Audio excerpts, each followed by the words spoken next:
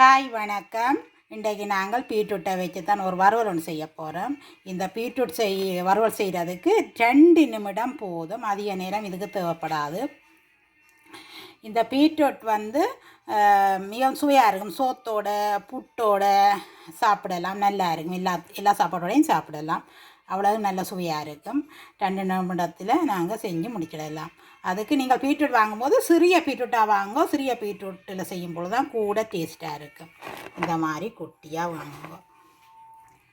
அதுக்கு நான் பச்சை மிளகாய் வெட்டி வச்சுருக்கிறேன். இதுக்கு 4 பச்சை மிளகாயும் 1 செத்தன் மிளகாயும் போடுறேன். பீட்ரூட் இனிப்புத்தன்மை இருக்கிறதால இப்போ இது கூட போட்டு இப்படி செய்யும் பொழுது நல்ல சுவையாக இருக்கும். உங்களுக்கு உரைப்பு அதிகமாக வேண்டாமெண்டா நீங்கள் அதை குறைச்சி உங்களுக்கு விருப்பத்துக்கு ஏற்ற மாதிரி செய்யலாம். நான் இன்றைக்கு நீள ஷேப்பில் வெட்டி வச்சுருக்கிறேன். ஏன்னா நீங்கள் சாப்பிட விருப்பம் இல்லாதவர்கள் அப்படியே எடுத்து ஓரமாக வச்சுட்டு சாப்பிடலாம். அதுக்காக நீளமாக வச்சுக்கிறேன். நான் மாற்றி தான் செய்வேன். ஒரு நாளைக்கு நீளமாக வெட்டி செய்வேன், ஒரு நாளைக்கு குட்டியாக வெட்டி செய்வேன். ஏன்னா ஒவ்வொரு விதமாக வெட்டி சின்னனா பெருசாக செய்ய ஒவ்வொரு சுவையும் மாறுபடும். ஒவ்வொரு நாளைக்கு ஒவ்வொரு விதமான சுவையில் சாப்பிடக்கூடிய மாதிரி இருக்கும். அப்போ நான் இதை மாற்றி தான் செய்வேன். இன்றைக்கு நீள ஷேப்லாம் வெட்டியிருக்கிறேன். அதே மாதிரி வெங்காயமும் இன்றைக்கு நீள ஷேப்பில் கொஞ்சம் வெட்டியிருக்கிறேன். குட்டியாக வெட்டி இன்னும் ஒரு தடவை செய்வேன். அப்படி மாற்றி செய்யும் பொழுது எங்களுக்கு மாறுபட்ட சுவையில் சாப்பாடு கிடைக்கும். மற்றது இது கடுகு, மற்றது பெருஞ்சீரகம், மற்றது கொஞ்சம் கடலைப்பருப்பு, மற்றது உளுத்தம்பருப்பு. இவ்வளோ தான் இதுக்கு தேவையான பொருட்கள். மற்றது உப்பு, மற்றது மஞ்சள், மற்றது நாங்கள் உள்ளி விரும்பினால் சிறிய துண்டு போடலாம், விருப்பம் இல்லாட்டி விடலாம். இதுக்கு தேங்காய் பூ எதுவும் போடுறே இல்லை. வாங்க இதெல்லாம் க்ளீன் பண்ணிவிட்டு நான் இது துருவி எடுத்துகிட்டு காட்டுறேன்.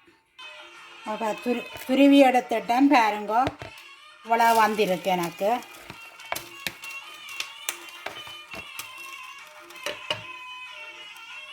துருவி எடுத்தாச்சு, எனக்கு இவ்வளோ வந்திருக்குது. இனி நாங்கள் சட்டியை அடுப்பில் வச்சு எண்ணெயை விடுவோம். சட்டி சூடாகிட்டு நான் நல்லெண்ணெயில் செய்கிறேன். எண்ணெயை மாற்றி செய்கிறது நல்ல. எல்லா விதமான எண்ணெயும் உங்களோட உடம்புல செய்கிறோனும், அது நல்ல. அதால் நான் இன்றைக்கு நல்லெண்ணெய் விடுறேன். நல்லெண்ணெய் விட்டாச்சு, சூடாகட்டும். எண்ணெய் சூடாகிட்டுது. கொஞ்சம் கடுகு,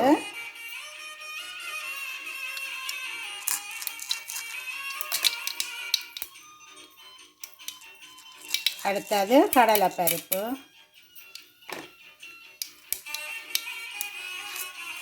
கொஞ்சம் உளுத்தம்பருப்பு, கொஞ்சம் பெருஞ்சீரகம் எல்லாம் போட்டுட்டோம்.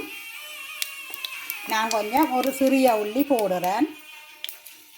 முந்தி போடாமல் தான் செய்கிறேன். நான் இப்போ போடுறேன். நான் அந்த கொலஸ்ட்ரால் அதுக்கு நல்ல மண்டு.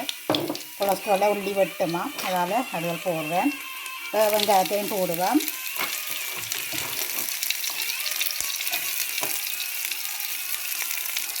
பச்சை மிளகாய், பச்சை மிளகாய்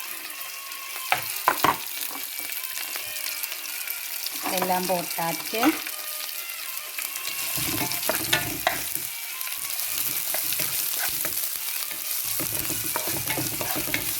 இது நல்லா வதங்கணும் இல்லை, லைட்டாக வதங்கினா காணும்.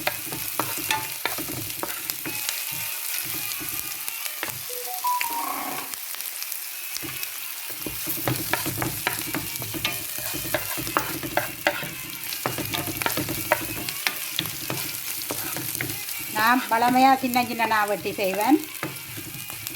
இன்றைக்கு பெருசாக செய்வேன். நான் இடைக்கிட மாற்றி தான் செய்வேன். நீளமாகவும் பழமையாக வெட்டி செய்கிறது.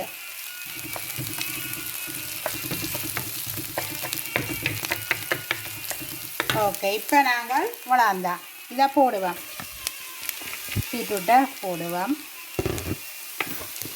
போட்டுட்டு அதுக்கு தேவையான அளவு உப்பு போடுவோம்.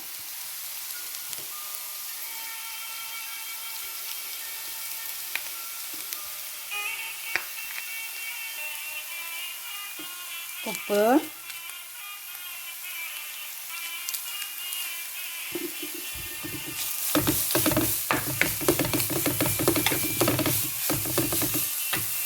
கொஞ்சம் மஞ்சள் விரும்பினா போடலாம் விடலாம். கலந்துட்டு இப்போ நாங்கள் மூடி விடுவோம். ஒரு நிமிஷம் இப்படி வதக்கிட்டு திருப்பி ஒரு நிமிஷம் மூடி விட்டுட்டு திறந்துட்டு அடுப்பு நிப்பாட்ட வேண்டியா. அந்த பச்சை மணம் போகணும், அவ்வளோதான். அந்த ஒன்று நல்லா வதங்கி அப்படி வரக்கூடாது, வந்தால் டேஸ்ட் நல்லா இருக்காது. இது கொஞ்சம் நரப்பு தன்மையோடு சாப்பிட்றது நல்லா இருக்கும். அதான் ஒரு நிமிஷம் இப்போ நாங்கள் இதெல்லாம் போட்டு ஒரு நிமிஷத்தை வதக்கிட்டு இப்போ மூடி விடணும்.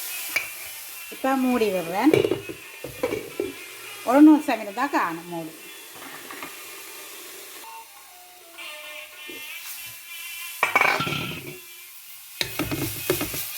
பாருங்க,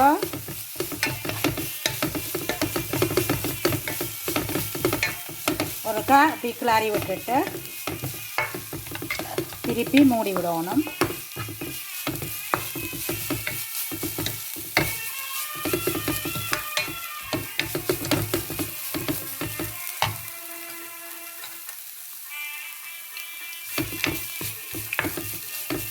நல்லா இருக்கு. 2 நிமிஷத்தில் ரெடி ஆகிட்டுது. அவ்வளோ டேஸ்ட்டாக இருக்கும். இப்போ நீங்கள் எல்லாத்தையும் போட்டு வதக்கிட்டு நல்லா வதங்க விடாமல், வெங்காயம் முதல்ல நல்லா வதங்க விடக்கூடாது. தக்கண்டு பிறகு இதை போட்டுடுங்க. போட்டுட்டு மூடி விட்டுட்டு திருப்பி ஒரு கல் இதை மூடியை திறந்து அப்படி கிளறி விட்டுட்டு திருப்பி மூடி விடுங்க. இல்லை 1 நிமிஷம் 2 நிமிஷத்துக்குள்ளே எல்லாம் முடிச்சிடணும். அவ்வளோதான். 2 நிமிஷம் ரொம்ப காணும். இதுக்கு நல்ல வடிவாக வந்துடும். நல்லா, அதாவது அரை வேக்காடு தான், முழுசாக விடக்கூடாது, அரை வேக்காடு தான். அவ்வளோ டேஸ்டாக இருக்குது. இப்போ வேறுங்க நல்ல சூப்பராக வந்திருக்கு. சாப்பிட்டு பார்த்தேன். நல்லா சாப்பிட நல்லா இருந்தது. நொரண்டு இருக்குது, கடி வருது. அப்படியே வதங்கி வந்தால் அது இந்த டேஸ்ட் வேறு மாதிரி ஆகிடும். அப்படி கடி வர்ற மாதிரி இருக்கணும். அதுக்காகத்தான் இது 2 நிமிஷத்துக்குள்ள செய்து முடிச்சிடணும். கூட நேரம் விட்டால் நல்லா வதங்கிடும். அப்போ இது கொஞ்சம் பச்சைத்தன்மை மாறும் வரைக்கும் தான் அது மூடி விடுறது. அந்த பச்சைத்தன்மை எடுபட்டால் காணும். அவ்வளோதான். பீட்ரூட் பச்சையாக சாப்பிட்றது எவ்வளோ நல்லது. அப்போ அதை பச்சையாக சாப்பிட விருப்பம் இல்லாதவங்க இந்த மாதிரி அவிய விடாமல், நல்லா அவுக விடாமல் 2 நிமிஷத்தில் செய்து இந்த மாதிரி அரவக்காடில் செய்து சாப்பிடலாம். மிகவும் சுவையாக இருக்கும். அவ்வளோ டேஸ்ட்டாக இருக்கும். இது நான் அடிக்கடி செய்கிறேன். நான் 2 நிமிஷத்தில் வேலையும் முடிஞ்சிடும். அப்போ உங்களுக்கு வேலையும் ஈஸி. டக்குன்னு செய்து முடிச்சிடலாம். ரொம்ப சுவையாக இருக்கும். பாருங்க, எனக்கு ஒரு பீட்டில் இவ்வளோ வந்திருக்குது.